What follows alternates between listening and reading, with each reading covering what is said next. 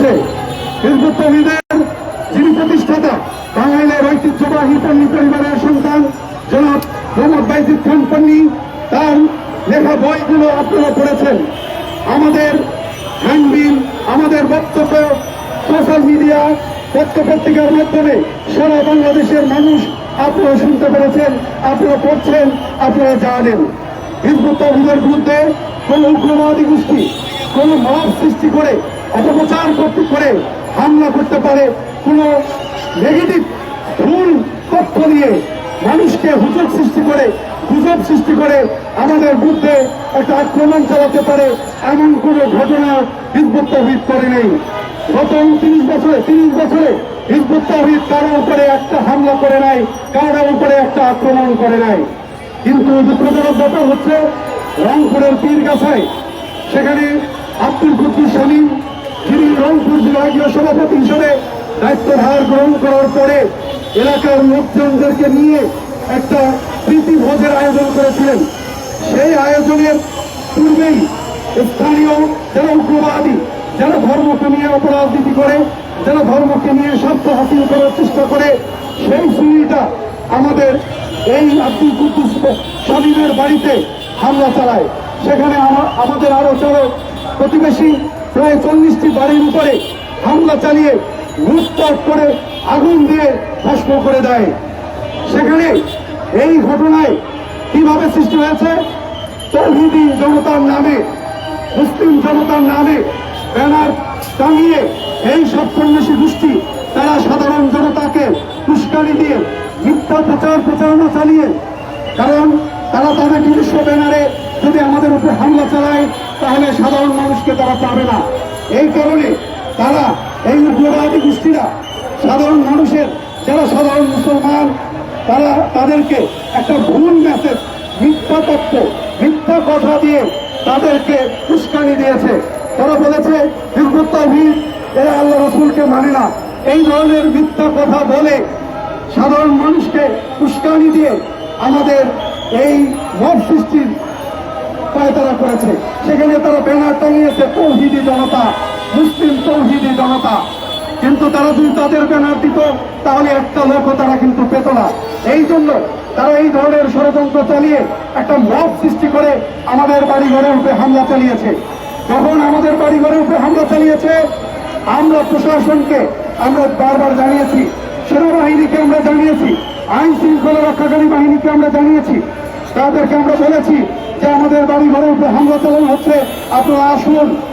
তারা 2 ঘন্টা পরে এসেছে। 2 ঘন্টা পরে আসার পরে সেনাবাহিনীর, আজকে বাংলাদেশের সেনাবাহিনীকে আমরা শ্রদ্ধার সাথে আমরা তাদের প্রতি বলতে চাই যে সেনাবাহিনীর সেনাপ্রধান বলেছেন বাংলাদেশের মানুষের তাদের স্বাধীনতা রয়েছে কথা বলার, তাদের নিরাপত্তার স্বাধীনতা তিনি দিবেন। কিন্তু দেখা গিয়েছে সেনাবাহিনীর উপস্থিতিতেই আমাদের বাড়িঘরে হামলা চালিয়েছে, সেনাবাহিনীর উপস্থিতিতেই আমাদের বাড়িগুলোতে আগুন দিয়েছে, সেনাবাহিনীর উপস্থিতিতেই আমাদের ভাই বোনদের হাত পায়ে রক কেটে দিয়েছে, সেনাবাহিনীর উপস্থিতিতেই আমাদের বয় বৃদ্ধ যারা সদস্য ছিলেন তাদেরকে পিটিয়ে হাড়গোড় ভেঙে দিয়েছে। আমরা এই হামলার তীব্র প্রতিবাদ জানাচ্ছি, তীব্র নিন্দা জানাচ্ছি।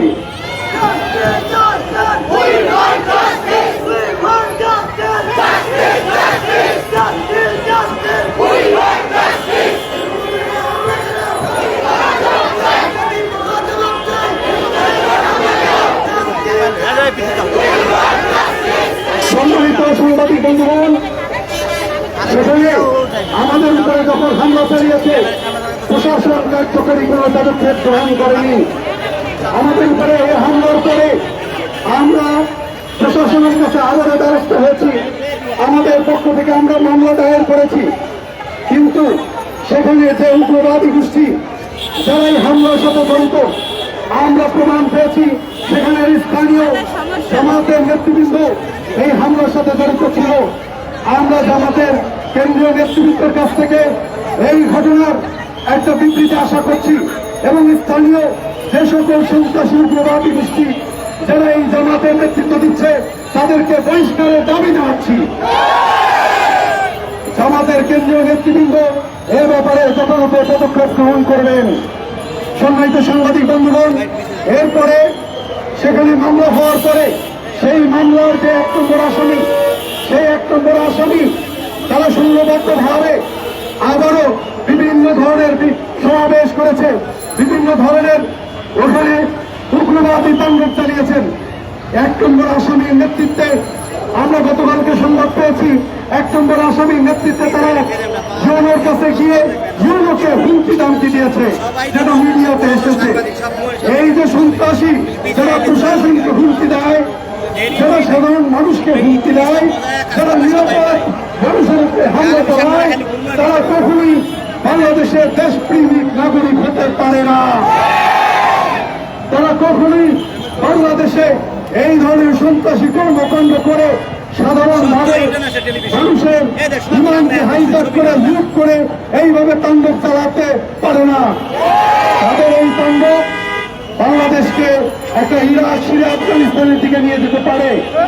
আমি বাংলাদেশের অন্তর্বর্তীকালীন সরকারের দৃষ্টি আকর্ষণ করে বলব, এই ধরনের উগ্রতা, এই ধরনের সন্ত্রাসী কর্মকাণ্ড বাংলাদেশ সম্পর্কে আন্তর্জাতিক মহলে একটা ভুল মেসেজ যাবে, একটা নেগেটিভ আইডিয়া স্প্রেড করবে।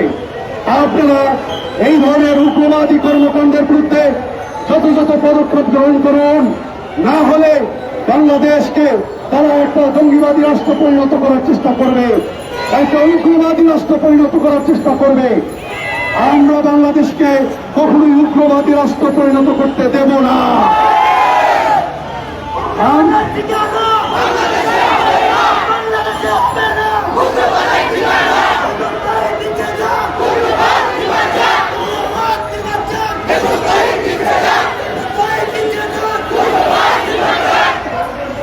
আজকে এই মানববন্ধন এবং বিক্ষোভ কর্মসূচি থেকে আমি আপনাদেরকে বলতে চাই, আজকে প্রশাসন, আইন শৃঙ্খলা রক্ষাকারী বাহিনী এবং সেনাবাহিনীকে আমি বলতে চাই, এই ধরনের উগ্রবাদী তাণ্ডব, এই ধরনের জঙ্গিবাদী তাণ্ডব, এই ধরনের নিরাপরাধ নিরহ মানুষের বাড়ি ঘরে জ্বালিয়ে পুড়িয়ে দেওয়া, এই ধরনের নিরাপরাধ মানুষদেরকে পিটিয়ে হত্যা করা, তাদেরকে আহত করা, তাদের সম্পদগুলো বাংলাদেশের কোন সুস্থ বাংলাদেশের কর্মকাণ্ড হতে পারে না।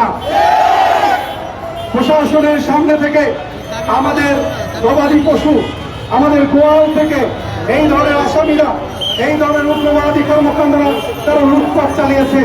যখনই উগ্রবাদীরা হামলা চালিয়েছে তখন লুটপাটেরা আমাদের সম্পত্তি লুট করেছে। আমাদের ওইখানে কতগুলো মোটরসাইকেল ছিল, সেই মোটরসাইকেলগুলো আগুন দিয়ে জ্বালিয়ে দিয়েছে। আমাদের বাড়ি ঘর থেকে লুটপাট করে গরু, বাছুর এগুলোকে তাড়িয়ে নিয়ে তারা বনভোজন করেছে।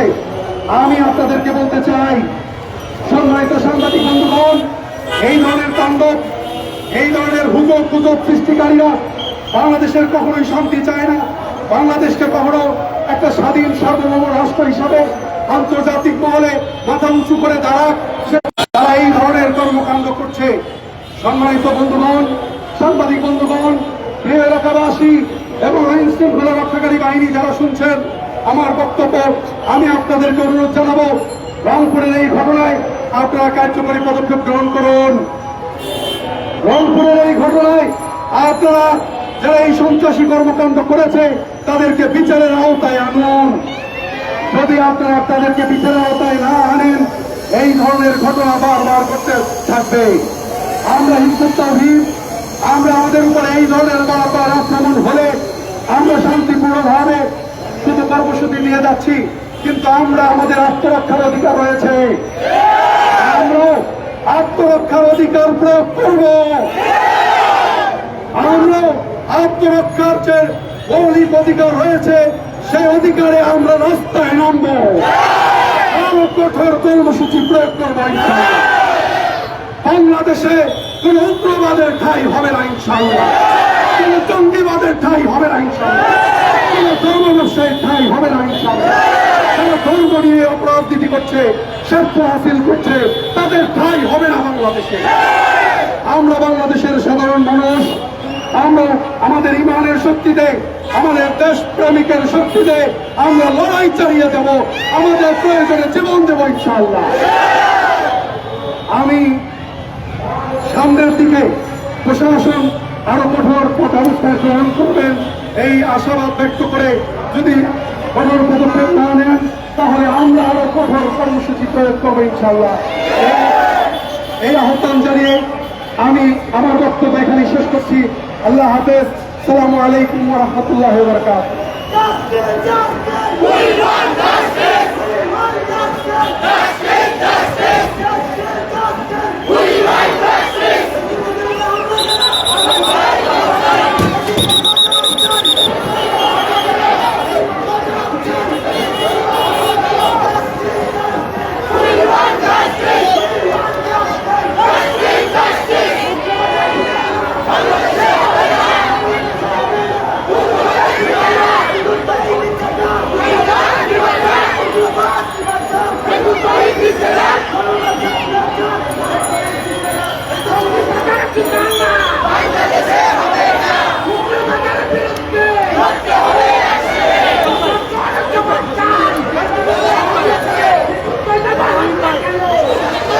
সংগ্রামী সাথী বন্ধুগণ, এ পর্যায়ে বক্তব্য রাখবেন হিজবুত তওহীদ আন্দোলনের কেন্দ্রীয় তথ্য বিষয়ক সম্পাদক, বিশ্ব মানবাধিকার সংস্থা বাংলাদেশের মিডিয়া সেলের প্রধান, বাংলাদেশ সাংবাদিক জোটের সাধারণ সম্পাদক এস.এম. শামসুল হুদা।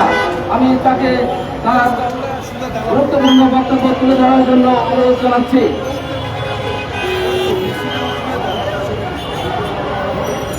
أعوذ بالله من الشيطان الرجيم بسم الله الرحمن الرحيم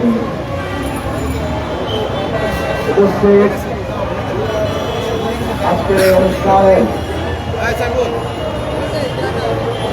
ঢাকা মহানগর হিজবুত তওহীদের সভাপতি, হিজবুত তওহীদের কেন্দ্রীয়, বিভাগীয় এবং ঢাকার নেতৃবৃন্দগণ, আমার সামনে উপস্থিত সাংবাদিক ভাই বোন সকলের প্রতি সালাম আলাইকুম।